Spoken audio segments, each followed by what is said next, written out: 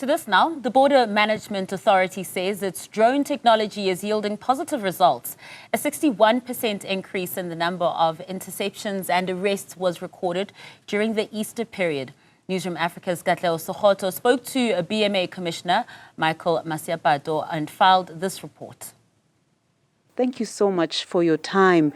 I mean, you took us through this presentation of what technology has been, how it has been assisting BMA.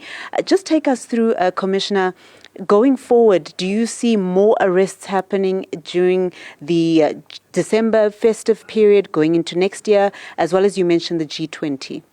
Yeah, no, thank you very much, Katleho. We really appreciate this opportunity as the Border Management Authority.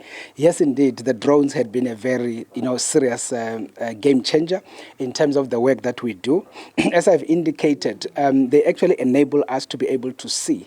And by the way, we are just not seeing the people as they enter our side. We can also see them preparing almost on the other side, on the way to our side, as it were. Mm-hmm. And that is why we are able to literally allow them to move so that we can be able to intercept them at the right time and make sure that they get deported. Mm-hmm. But the most important part, Katleho, over and above the 6,000 that we have cited, we talk about 112.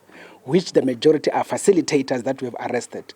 And that is the area of focus. And we are looking at ensuring that that particular number then gets amplified as we go forward. And by the way, the most important part of this particular deployment of the drones is not just a temporary issue that we do in festive as we do now. Mm-hmm. We are going to then be having this as a full-time deployment activity, which is going to be happening throughout the time.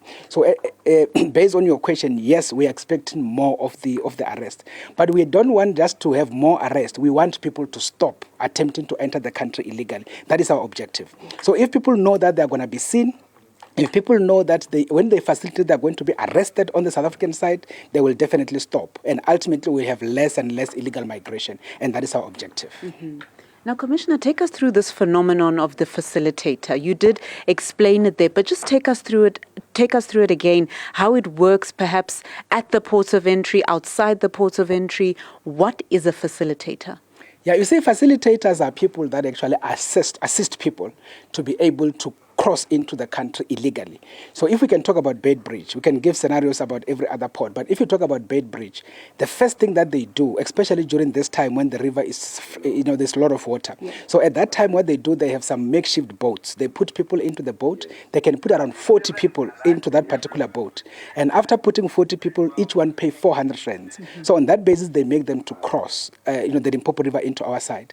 Then when they're on our side, they literally facilitate them through the bushes because people don't know the routes. Mm-hmm. So they will literally lead them and say, this is the route, this is the route. The main objective is to go back to the corridor, to be able to go back to N1 so that they can get transport. So what they do, they also link up with the transporters on the South African side and tell them that, no, I have 10. If you have a taxi, then you bring your taxi on the bushes along the N1, and then people come through and all of that. So the drones enabled us to be able to see them as they facilitate and even see the taxi as it comes through. And that is why we're able to identify them and also arrest the facilitator plus the actual driver. That is outside port.